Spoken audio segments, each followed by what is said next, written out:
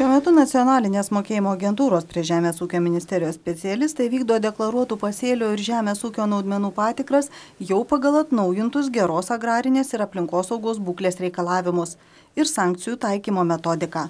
Birželio 30-ąją Žemės ūkio ministro įsakymu buvo supaprastinti žemės ūkio naudmenų geros agrarinės ir aplinkosaugos būklės reikalavimai ir kai kuriais atvejais numatytos sušvelnintos sankcijos už jų pažeidimus. Tad nuo šiol pagal ES paramą įsipareigojimų ūkininkams laikytis paprasčiau. Vienas iš svarbiausių geros agrarinės būklės reikalavimų atnaujintų yra juodojo pūdymo sąvokos pakeitimas. Juodojo pūdymo yra laikoma žemė įdirbta nuo derliaus nuėmimo iki kitų metų sėjos ir šiame lauke neturėtų būti daugiau kaip 10% piktžolių.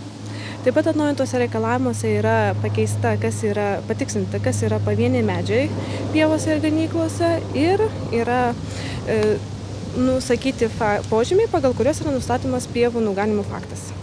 Už geros agrarinės ir aplinkosaugos būklės reikalavimų nesilaikymą ūkininkams skiriamos sankcijos, tačiau nuo šiol tam tikrais atvejais nespėję laiku įvykdyti reikalavimų ūkininkai dar turės galimybę savo klaidas ištaisyti.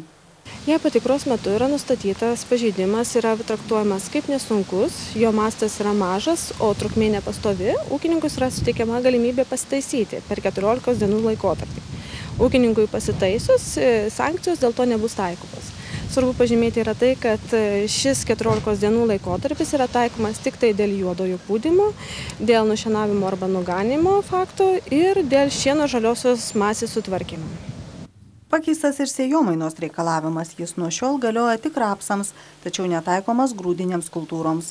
Pagal sėjomainos reikalavimą rapsai tame pačiame lauke gali būti auginami ne ilgiau kaip 3 metus iš eilės.